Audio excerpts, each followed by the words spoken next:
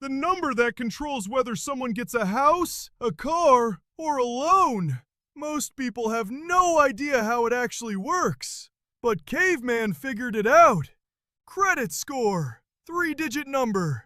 Lenders look at it and decide if they can trust someone with gold or not. Caveman did not always understand this, but Caveman learned fast. Most people walking around right now have no idea what is actually building or destroying their credit score, and that is costing them more gold than they realize. Number 1. Understand what credit score actually is. Caveman once think credit score is magic rock from sky. It is not.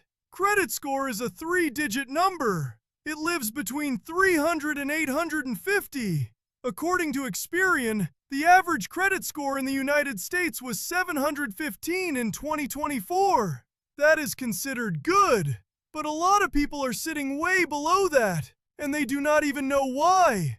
Here is the simple version. Every time someone borrows gold, or tries to, the people who gave the gold write it down. They write down, did this person pay it back? Did they pay it back on time? How much do they still owe? This information goes to 3 big record-keeping groups: Equifax, Experian, and TransUnion. Those groups share the information with a math formula, and out comes a score. That score tells every future lender one thing. Is this person safe to give gold to? Low score, person looks risky. Lenders either say no, or they charge more interest. High score, person looks trustworthy. Lenders say yes, and they charge less. Caveman say, the score is basically a trust number. And trust is built slowly, but it can be destroyed fast. That is the thing most people skip over. They find out the hard way. But here's what nobody explains to people starting from zero. There are only 5 things that actually decide this number. 5. That is it. And once someone knows what those 5 things are, the whole game becomes clear. Caveman explain each one. Number 2. Know the 5 things that build the score. According to FICO, the company behind the most widely used credit scoring system, the score is made up of 5 categories. Each one carries a different weight. Payment history is the biggest one. It makes up 35% of the score, more than 1/3. That means paying bills on time, every single time, is the single most powerful thing someone can do for their score. Miss one payment, and the damage can stay on a credit report for up to 7 years, according to Academy Bank. Caveman did not know this.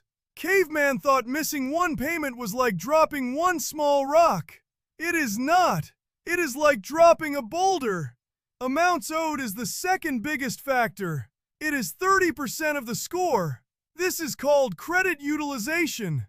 It means how much of the available credit is being used right now. The Consumer Financial Protection Bureau recommends keeping this under 30%. So if someone has a credit card with a limit of 1,000 gold coins, they should try not to carry more than 300 gold coins worth of balance at once. According to creditcards.com, people with the best scores tend to use less than 6% of their available credit. Caveman say, just because the cave is big does not mean it should be filled wall to wall with rocks. Length of credit history is the third factor. It is 15% of the score. This one is about time. How long have the accounts been open? The older, the better. This is why closing old accounts, even ones that are not being used much, can actually hurt a score. It shortens the history. Caveman say, an old cave is a respected cave. New credit is the fourth factor. It is 10% of the score. Every time someone applies for new credit, the lender does what is called a hard inquiry. That check shows up on the report. Too many hard inquiries in a short time sends a signal that the person might be desperate for credit, and that looks bad. According to FICO, applying for several new accounts at once can represent greater risk, especially for people who do not yet have a long history. Credit mix is the fifth and final factor, also 10% of the score. This is about having different types of credit. A credit card is one type, a car loan is another, a student loan is another. Having a variety shows lenders that this person can handle more than one kind of debt responsibly. Caveman say, a good hunter does not only know how to use one tool. Therefore, once someone understands how each piece of the score works, they can start taking action in the right order. And the right order matters a lot. Most people start in the wrong place. Number 3. Get a starting point, even with zero credit history. Here is where it gets interesting for people who are starting from scratch. No credit history is not the same as bad credit, but it can feel just as hard. Lenders do not want to take a chance on someone with zero track record. So the challenge is, how do someone build credit when they cannot get credit without already having credit? There are a few real ways to break into this. Option 1. Secured credit card. This is the most common starting point for beginners. A secured card works like a regular credit card, but there is a deposit up front. The deposit becomes the credit limit. If someone puts down $300, their credit limit is $300. They use the card, pay it back, and the card company reports that activity to the credit bureaus. According to Academy Bank, secured cards are perfect for beginners with no credit history. The key is to use it for small purchases, not to spend everything, and pay the balance off every month. Caveman got secured card. Caveman used it to buy one slab of meat. Caveman pay it back. Credit history start forming. Very exciting. Option 2. Become an authorized user. If there is a family member or trusted person with good credit, they can add someone as an authorized user on their existing credit card account. The positive payment history from that account can then show up on the new person's credit report. According to Intuit, this can be a helpful way to kickstart credit. But, Caveman warn, if the main account holder misses payments, that damage can also show up. Choose wisely. Option 3. Credit Builder Loan. Some banks and credit unions offer a product made specifically for people who want to build credit from nothing. The money being borrowed is held in a savings account. The person makes payments toward it each month. Those payments get reported to the credit bureaus. At the end, the person gets the money back. According to the Consumer Financial Protection Bureau, financial institutions have developed tools like these specifically to help people establish credit. Caveman think this is like practicing carrying a boulder before actually carrying one. Good training. Option 4. Report rent and utility payments. Some services allow people to report their rent, phone bills, and utility payments to the credit bureaus. This can help start building a payment history even without a credit card or loan. According to Chase, asking a landlord to report payment activity is one of the easier steps a person can take. Therefore, there is no excuse to wait. The sooner credit history starts forming, the better, because the score grows over time, and time is the one thing that cannot be rushed. Number 4. Pay on time, every single time. Caveman say this is the most important rule. Not just important, the most important. Payment history is 35% of the score. That means it has more weight than anything else. One late payment can drag a score down significantly, and the damage does not go away quickly. According to Academy Bank, late payments can stay on a credit report for up to 7 years. But here is the but. People do not have to pay off the full balance to avoid a late payment mark. The minimum payment by the due date counts as on time. That said, paying only the minimum every month means interest will stack up and the balance will grow over time. The better habit is to pay the full balance every month. According to Charles Schwab, this builds credit and keeps a person out of debt at the same time. The easiest way to never miss a payment. Set up automatic payments. Most banks and credit card companies offer this. Set it. Forget it. Caveman say, even Caveman can remember to push one button. Some people get nervous that paying too late, even by a few days, immediately destroys everything. But, according to FICO, Payment activity typically falls into 30-day categories. A payment that is 1 or 2 days late might not be reported to the bureaus right away. However, this should never be relied upon.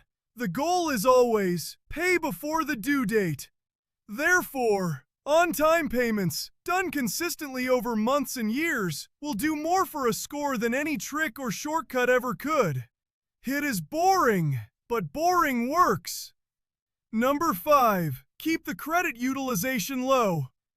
Caveman already mentioned this one briefly in the 5-factor breakdown, but it deserves its own step, because a lot of people miss this, and it quietly tanks their score.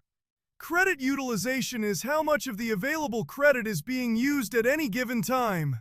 The math is simple. Divide the current balance by the credit limit. That is the utilization rate. If someone has a card with a limit of $1,000 and a balance of $600, the utilization rate is 60%. That is too high. According to the Consumer Financial Protection Bureau and most financial experts, staying under 30% is the target. Therefore, on a $1,000 limit card, the balance should stay below $300. But here's the part most people do not realize. The 30% is not a magic number that guarantees a perfect score. It is more of an upper limit. People with the highest credit scores tend to use much less. According to creditcards.com, top-scoring individuals often use less than 6% of their available credit. Caveman say, just because there is room in the cave does not mean it needs to be filled. A few ways to keep utilization down. 1. Pay the balance more than once a month. Credit card companies report balances to the bureaus on a specific date each month. If someone pays down the balance before that date, the reported balance is lower. This can help even if the full balance is not paid off yet. 2. Ask for a credit limit increase. If the limit goes up but the spending stays the same, the utilization rate drops automatically. But, Caveman warn, do not use this as an excuse to spend more. 3. Spread spending across multiple cards instead of loading up one card. This keeps utilization lower on each individual card, not just in total. Therefore, keeping utilization low is one of the fastest ways to see a credit score move in the right direction. Number 6. Don't open too many accounts at once. Every time someone applies for a new credit card or loan, the lender does a hard inquiry. That means they check the credit report. Each hard inquiry can slightly lower the score. Not a lot, but enough to notice if there are many in a short time. According to FICO, hard inquiries typically stay on a credit report for 2 years. But they usually only affect the score for the first 12 months, according to NAV. After that, most scoring models stop counting them. The bigger issue is this. Opening several new accounts in a short period of time makes a person look risky. It signals that they might be desperate for credit, and it also lowers the average age of all their accounts, which hurts the length of credit history part of the score. Therefore, be selective. Only apply for new credit when it is actually needed, not just because a store is offering a discount for signing up at the register. Caveman learned this the hard way at a big rock tool sale. But rate shopping is protected. According to FICO, when someone is shopping around for a mortgage, auto loan, or student loan, multiple inquiries for the same type of loan made within a short window are often counted as just one inquiry. So comparing rates before picking a lender is fine, smart even. Number 7. Check the credit report for errors. This one does not get talked about enough. A credit report is the full document that the score is built from. If there is wrong information on the report, an account that is not real, a payment marked late when it was actually on time, or a balance that does not match, that mistake is dragging down the score right now. According to the Federal Trade Commission, consumers can request a free copy of their credit report from each of the 3 major bureaus once per year at annualcreditreport.com. That is the official site. No cost. Caveman look at report. Caveman find old account listed that Caveman never open. That is called identity theft. Not good! If something is wrong on the report, it can be disputed. The credit bureau is required to investigate and correct errors. This process takes time, but errors that are found and fixed can sometimes cause a significant jump in a score. According to Charles Schwab, freezing a credit report is also an option for people who are not actively applying for new credit. A frozen report cannot be accessed by new lenders, which helps protect against someone opening fraudulent accounts in that person's name. Therefore, checking the report regularly is not paranoid. It is smart. One error could be costing someone a higher interest rate on every single loan they have right now. Here is the thing nobody told Caveman when Caveman first learned about credit. The whole system is not designed to punish people. It is designed to track behavior over time. Good behavior, done consistently, always wins. Bad behavior, done even once, leaves a mark, but that mark fades. Caveman who once had 0 credit score is now Caveman with good credit score. It took time. It took showing up, but it worked. Building credit is not complicated. It is just slow. Pay on time. Keep balances low. Do not apply for everything at once. Let the history grow. Check the report for mistakes. That is it. 5 moves, 7 steps. One caveman who figured it out. With that said, see you on the next video.